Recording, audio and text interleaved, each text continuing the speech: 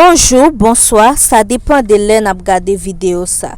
Jodi am vin parler nous de tension ou. Qui ça qui tension ou a?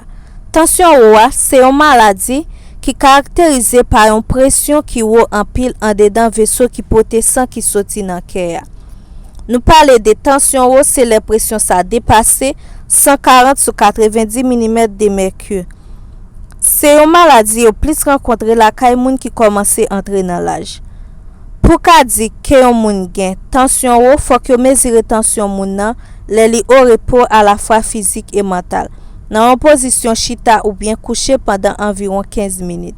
Qui ça qui cause yon moun gen tension ou?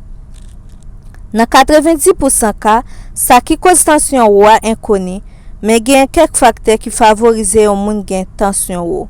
Manger qui gen trop sel, boire trop alcool, fumer, grossesse, stress, les moun nan penser trop,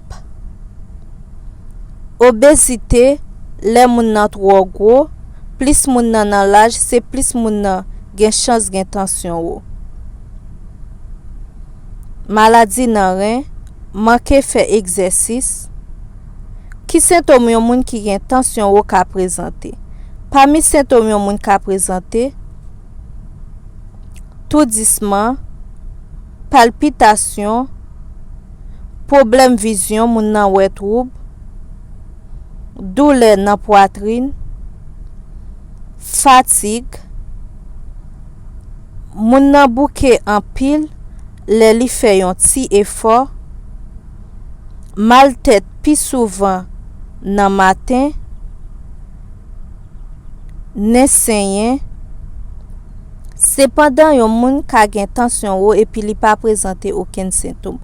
Comment pour traiter yon moun qui gen tension ou? Mais qui traitement yon moun ka fait pour li combattre tension ou? Éviter rester stressé. Si moun nan trop gros, réduit nan grosseur.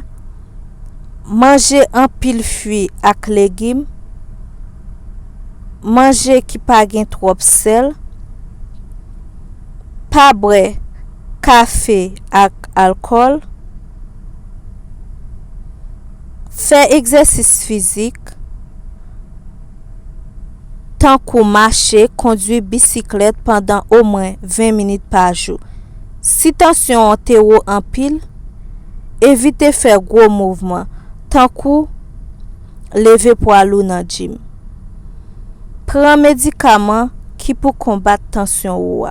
Comment pour éviter gen tension ou? Mais quel conseil nous porter pour yon moun éviter gen tension ou?